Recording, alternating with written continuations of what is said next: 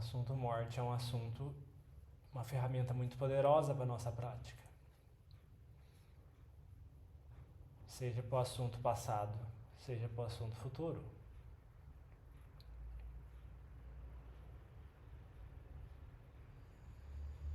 Se a mente começa pelo passado, a gente reflete, esse corpo vai morrer, isso é certeza, esse corpo vai morrer, isso é certeza.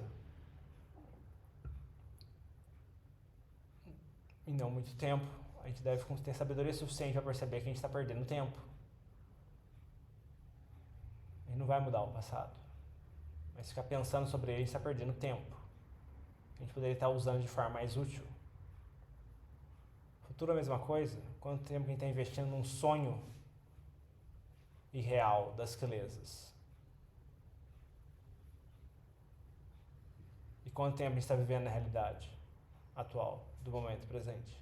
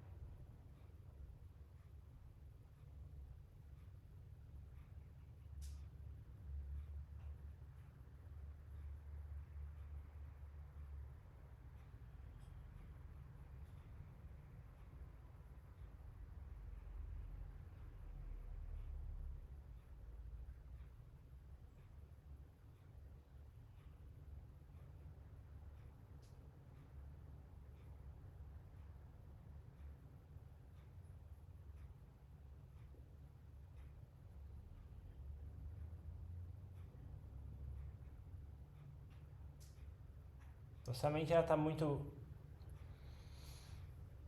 Se a mente está com essa tendência de desperdiçar tempo, de se distrair demais, é bom puxar esse assunto morte.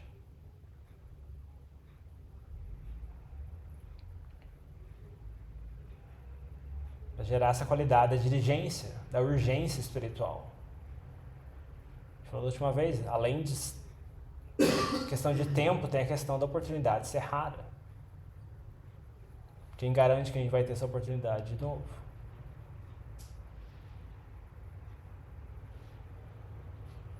Então, a gente não está fazendo o melhor para chegar o mais perto possível dessa oportunidade. Para a gente não ter arrependimentos na hora da morte.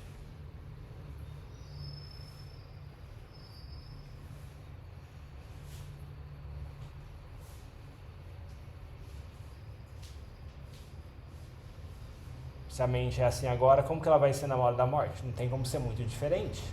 Só muda que o grau de dificuldade é maior, vai ter um desafio muito grande. A ideia de que esse corpo não vai continuar existindo é algo que pode pesar muito na mente, se a mente é muito apegada a esse corpo.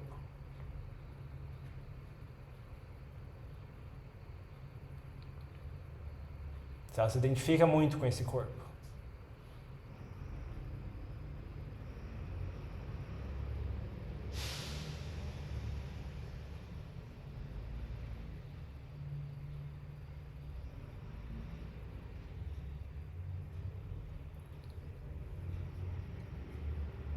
Então, preparar-se o quanto antes é urgente. E tomar muito cuidado com coisas sutis, que às vezes parecem inocentes, mas que alimentam exatamente essa identificação com o corpo.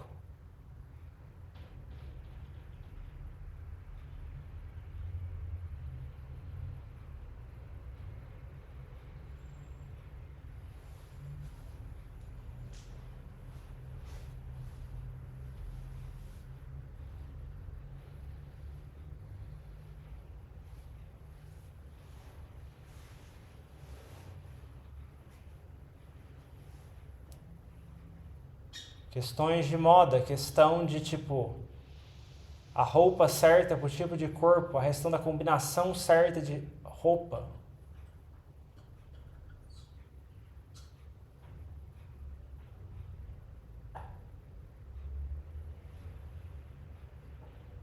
Tomar muito cuidado com essas coisas.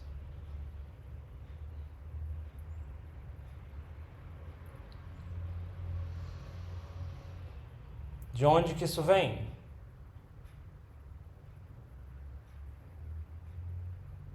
Vem da identificação com esse corpo ou não?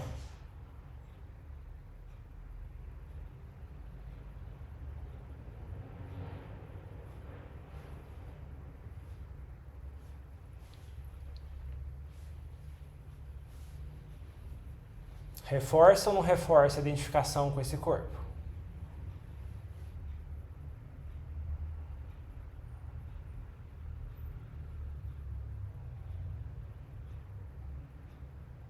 Tem que olhar o efeito na mente, né? Simplesmente vestir roupas de uma certa forma não tem necessariamente um efeito prejudicial na mente. Tem que olhar qual lado da mente está comandando essa escolha. Se é o lado das quilesas ou se é o lado do Dhamma. Se for o lado das quilesas, vai dar problema. Mais cedo ou mais tarde. Ou vai alimentar mais quilesa no futuro.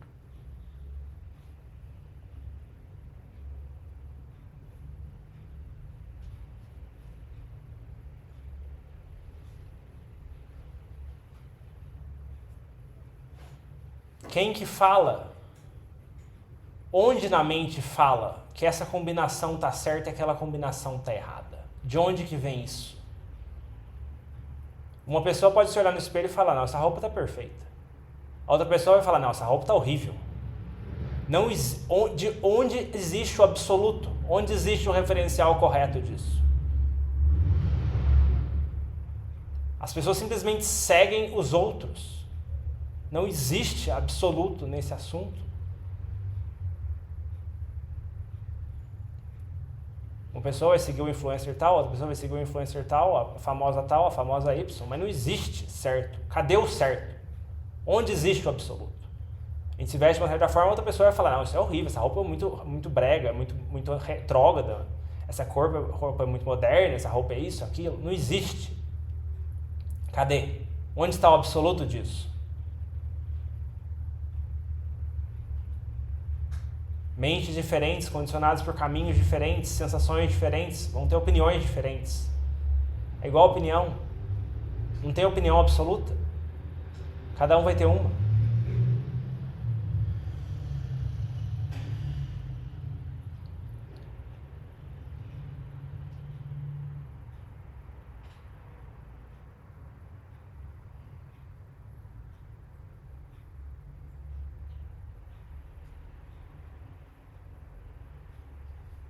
Alimentar a mente com esse tipo de coisa não ajuda. Alimenta as quilesas também.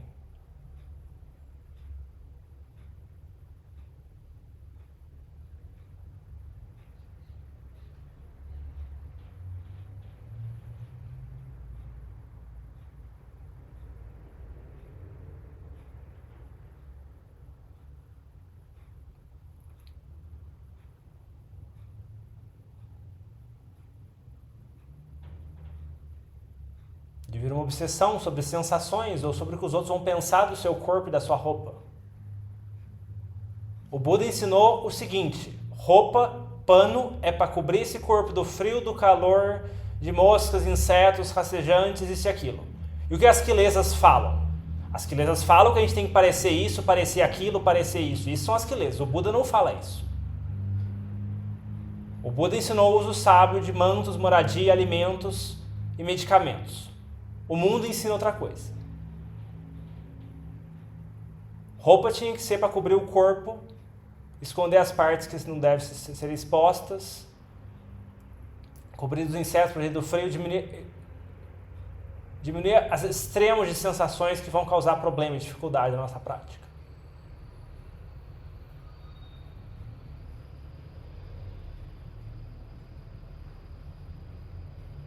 O Buda ensinou a usar comida para suprir a fome. O Buda não ensinou a comida, o uso da comida, para ter sabores exóticos e tonalidades, sabores e combinação de temperos e passar no MasterChef.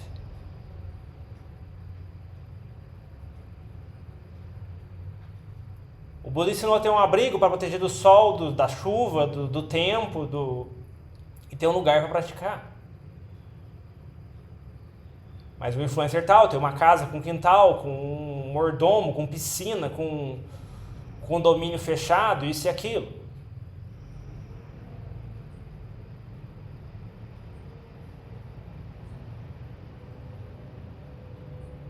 E o Buda ensinou a usar remédio para diminuir sensações dolorosas que já surgiram e prevenir que outras surjam e bloqueiem a nossa prática.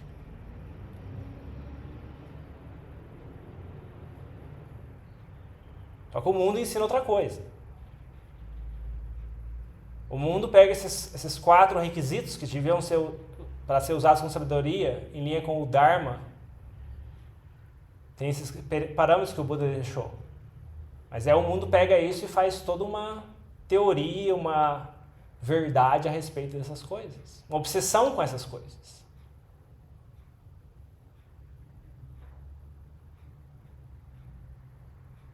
Isso pode entrar até em mosteiro. Ah não, esse pano desse manto aqui, ele amarrota muito, então eu vou trocar de manto, só pegar um manto que não amarrota tanto, porque o manto amarrotado é feio, né? A gente está seguindo as quelezas. Quem que fala que amarrotado é feio, que não as quelezas? Pano é pano, olha no microscópio, alguém está preocupado se está amarrotado, se não está.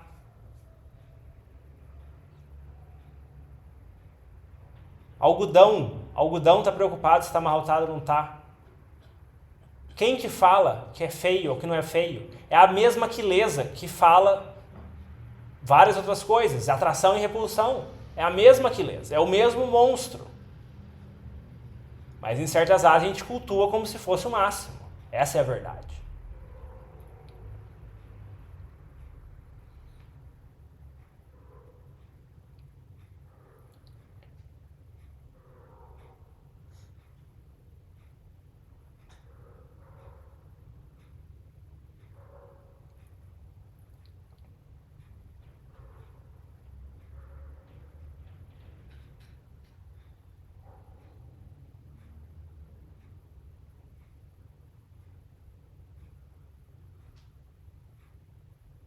Toma cuidado, obsessão com a aparência, identificação com esse corpo, são coisas que andam juntas. Identificação com a aparência não só desse corpo, mas também com objetos externos. São tudo do mesmo buraco. Vem da mesma identificação com o corpo. Começa com identificação com o corpo. E aí continua com identificação com objetos externos. Então tomar muito cuidado com o assunto estética. Um assunto muito perigoso. Se a gente não tem sabedoria, a gente se perde muito nesse ponto. E desperdiça muito tempo nisso.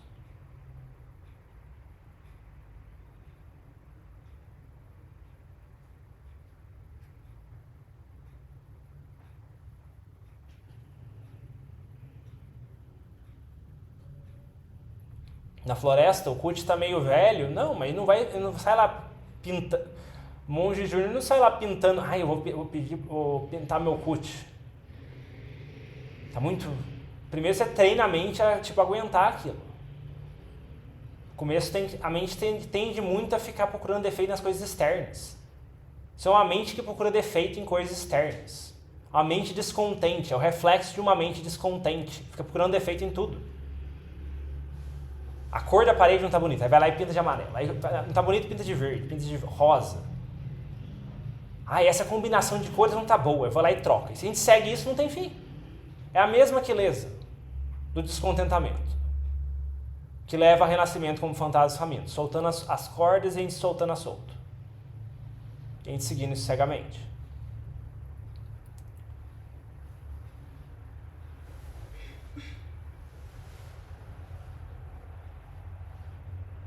Então o assunto morte é importante, o assunto morte é muito importante de trazer à tona. Porque ele poda no toco vários assuntos que parecem inocentes e parecem que são relevantes, mas são várias mentiras das quelesas. Se a gente não tem sabedoria, a gente não tem cuidado, é natural que a mente caia nisso, ela não está conectada com a realidade da morte. Quanto menos conectada a mente tiver com a realidade, mais propensa ela está para cair nisso. Então por isso que é necessário puxar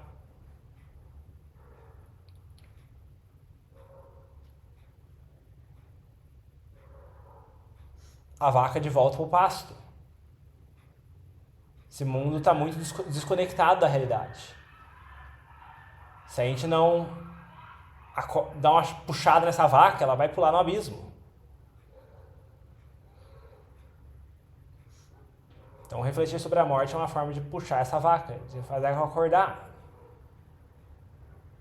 Opa, tem um abismo ali, realmente tem um abismo ali. Vamos acordar, vamos usar o tempo que a gente tem de forma sábia, porque a gente não tem muito tempo.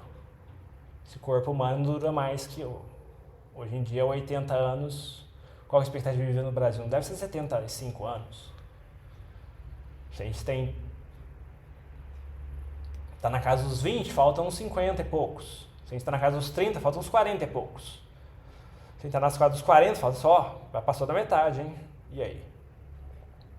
Como a gente vai usar o tempo que nos resta? Para não ter arrependimentos na hora da morte. E não quer dizer que vai viver tudo isso também, né? Vai vir 1 ano, 2 anos, 3 anos. Semana que vem, tudo pode acontecer. Não é questão de quando, não é questão de ser, é questão de quando. Então, chacoalhar a mente com o assunto morte é importante. Você vê, não é só refletir lá, tipo, eu tenho a natureza de morrer é inevitável. Fica na reflexão lá. Trazer isso para a meditação pode ser uma ferramenta poderosa para destravar a prática. Se a mente tem sonolência, o assunto morte tem que acordar essa mente. Peraí. Como que eu estou sonolento? Esse corpo vai morrer. A casa está pegando fogo, eu tenho que fazer alguma coisa. Acorda. Como que eu me deixo ficar sonolento se o meu tempo é curto? Então, assim, é um remédio que resolve vários problemas. Porque a morte é uma realidade. A coisa mais real que tem quando você está vivo. Então, conecta a gente com o Dharma, conecta a gente com a realidade. Então, não ter medo de contemplar sobre esse assunto. E você vê o efeito que tem na mente. Se gera diligência, se gera essas tranquilidades, tipo, a gente está fazendo o melhor agora, ótimo, faça o melhor daqui para frente também. Agora, sem esse efeito depressivo, não, minha vida não tem sentido, isso aqui, é bom tomar cuidado. Aí é melhor tomar cuidado com esse tipo de reflexão. Não é para todo mundo também. A gente pode explorar pelo menos de vez em quando e ver o efeito que tem na nossa mente, para ver se a nossa mente amadureceu ao ponto de conseguir refletir com isso com tranquilidade. E se a mente se sente mal de refletir sobre esse assunto, é a razão também de revisar a nossa vida. Ok, como a gente está vivendo a nossa vida? Se a mente se sente mal diante do assunto morte, a gente tem alguma coisa desalinhada com a realidade da nossa vida. Alguma coisa seriamente desalinhada. E a gente tem uma coisa seriamente desalinhada, vamos nos alinhar agora, temos a oportunidade. Não é que a gente deve fugir das sensações desagradáveis que vem de contemplar a morte também, isso é uma fuga. Se contemplar a morte gera sensações desagradáveis, tem uma causa disso. E a principal causa é a desconexão com a nossa vida estar desconectada da realidade da morte. A gente vive sem considerar a morte. Óbvio que o assunto morte vai ser incômodo. Mas a gente vive considerando esse assunto numa parte central da nossa vida. Então não tem problema. Mas a gente vai ter maturidade para lidar com isso. Então não é questão de se martelar também. Eu fico muito depressivo, já refleti sobre a morte. Vamos fazer o melhor daqui para frente. Então. E semana que vem a gente reflete de novo sobre isso. Então, fica o convite de testar essa ferramenta poderosa. Puxar a mente para acordar. Que o tempo é curto e a gente não deve desperdiçar para evitar o máximo de arrependimentos e pesos que possam vir à mente. Para que essa mente tenha a maturidade e as qualidades necessárias para sair bem, tipo, olhar com tranquilidade. Esse corpo está indo, mas nessa vida boas qualidades foram acumuladas. Tipo, alguns erros teve, óbvio, mas as qualidades acumuladas superam em muito os erros que tiveram. Então tá tudo bem. Onde quer que essa mente for, ela vai bem. Não tem que ter medo. E a mente vence a morte.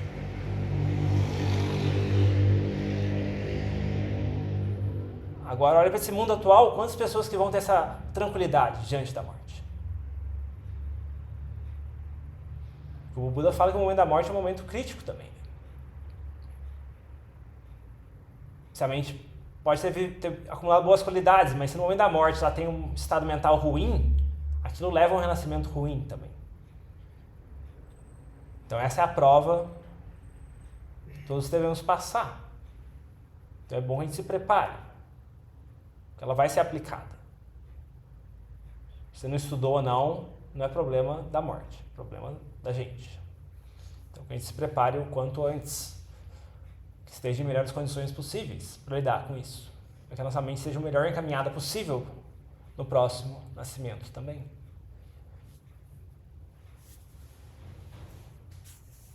Algum comentário, alguma reflexão, algum ponto? Só uma coisinha que eu acho que na semana passada tinha sido falado sobre um trecho, um cântico que os monges utilizam nessas cerimônias ou quando é pedido para eles em relação a quando alguém morre e tal. Exatamente qual é esse cântico? Aquele que Anityavata Sankara, está na página do 34, deixa eu ver.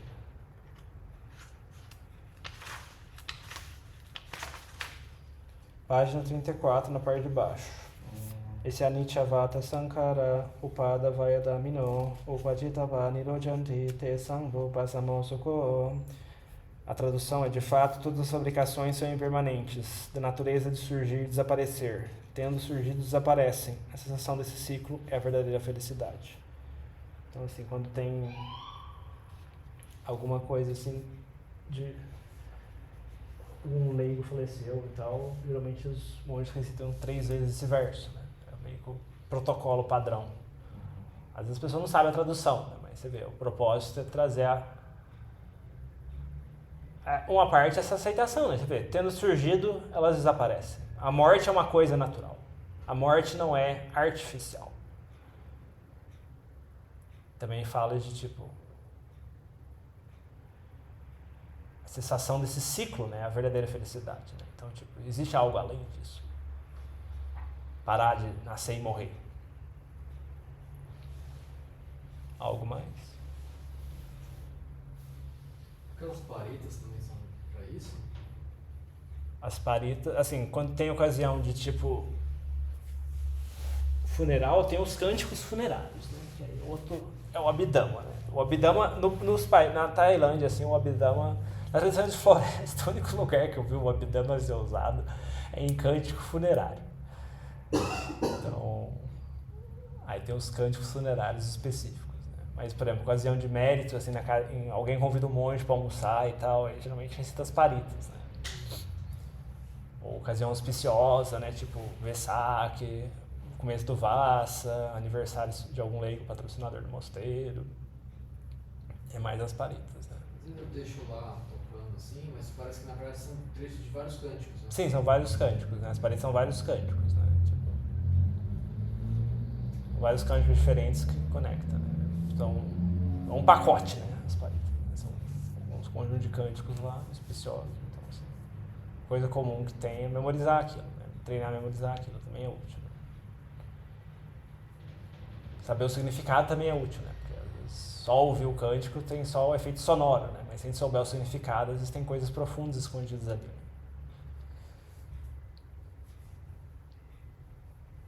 Algo mais? Eu tenho muita dor nas costas, aqui na escápula. Eu queria saber se isso é normal, se tem alguma coisa, algum lugar que eu possa procurar algum alongamento ou alguma coisa. Aí é assim. com ela. Ela que é especialista em alongamento e Tá certo. postura. Acho que você estuda muito também, né? Você tá atuado em Questão postural, mas assim, a questão, assim, tem, como é que fala? Uma coisa que o Adriano falou também, né? A questão de ciência do corpo, né? Às vezes a gente senta na cadeira, uma cadeira que não é confortável e não percebe, né? Tem aquele hábito postural de sentar, às vezes sem encostar as costas, né? Tipo, às vezes tem esse hábito postural crônico, né? E não percebe. Então, assim, estar ciente do corpo, né? Tipo, observar, é só na meditação que isso surge? Será que é uma coisa que dá para ajustar na meditação também, né? Tipo, ok, antes de pensar em alongamento, olha, às vezes é uma questão de ajuste fino, né? Você está sentado em meditação, aí você vê, tipo, opa, se eu inclinar 1 grau para trás, opa, a dor passa. Opa, então aqui é o ponto de equilíbrio. Então, assim, tem um pouco, também olhar um pouco para isso, que às vezes, tipo, às vezes não é uma questão tão grande, tipo, de falta de alongamento, às vezes é uma questão de ajuste fino. Só um ajuste fino de, tipo, se eu ficar com a cabeça muito inclinada para baixo, eu tenho sonolência. Olha, se eu ficar com a cabeça um pouquinho para cima, eu já não tenho tanta sonolência. Então, assim, olhar um pouco para isso também, né? Às vezes, no momento inicial da meditação, olhar um pouco para isso, né? Faz o que a Adriana sugere, né? Olha para esse corpo, algum ponto de tensão a gente vai e ajusta, né? Tenta ver se, tipo, fazer um ajuste fino, inclinar um pouquinho para a direita, para a esquerda, não alivia aquele ponto, né? E aí, sobre exercício, tem yoga, né? Então, tem aula online de yoga, né? Aí não sei se ela teria alguma coisa específica para esse tipo de local. No YouTube tem uma professora que o nome dela é Pri Leite. Se você procurar, tipo, yoga Pri Leite, ela tem várias aulinhas, assim, de 20 minutos para regiões específicas, sabe? E também é bom tomar cuidado para não, tipo, sentar e deixar as costas muito rígidas, né?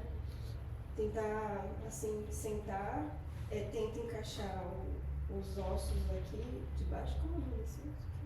Boa pergunta. Isquios, sei lá. Isquios. E aí, tentar encaixar o abdômen para ficar bem encaixado aqui e não, tomar cuidado para não, sabe, tensionar muito as costas, só deixar as costas retas. Que nem o Adinho fala, né? Assim, só deixar reta e os músculos, tentar sentir que os músculos estão mais relaxados, mas a coluna está ereta. E fazendo isso, mas alongar ajuda bastante. E também se tiver muita dor ao ponto de, tipo, porque se sentar em meditação no chão com dor, às vezes na cadeira a gente senta sem encostar as costas, é um critério importante, né? E sem dor. Opa, então, às vezes também é uma coisa também de não forçar muito. Às vezes na cadeira eu consigo sentar bem, então, enquanto eu não consigo sentar muito no chão, tá bom, vou trabalhando com alongamento, vou trabalhando com essa consciência corporal, mas também, tipo, opa, se eu vou meditar, eu tenho uma oportunidade de meditar por um período mais longo. Em vez de ficar se matando no chão, senta na cadeira, né? Não encosta as costas. Então, assim, também tem essa sabedoria, né? Meditação andando também existe, né? Tipo, então, assim, não ficar só na dor, porque, assim, a dor é uma coisa perigosa, assim, eu acho perigoso, porque é aquilo que o Adriano falou de ir para extremos, né? Tem muita gente que sai de retiro do Goenka traumatizado, né? Porque, tipo, é muita dor de você tem que sentar 10 horas por dia no chão e a pessoa sai daquele retiro, tipo, não quero nem saber de meditar, eu meditei por 10 dias, agora eu cumpri meu dever pelo ano, né?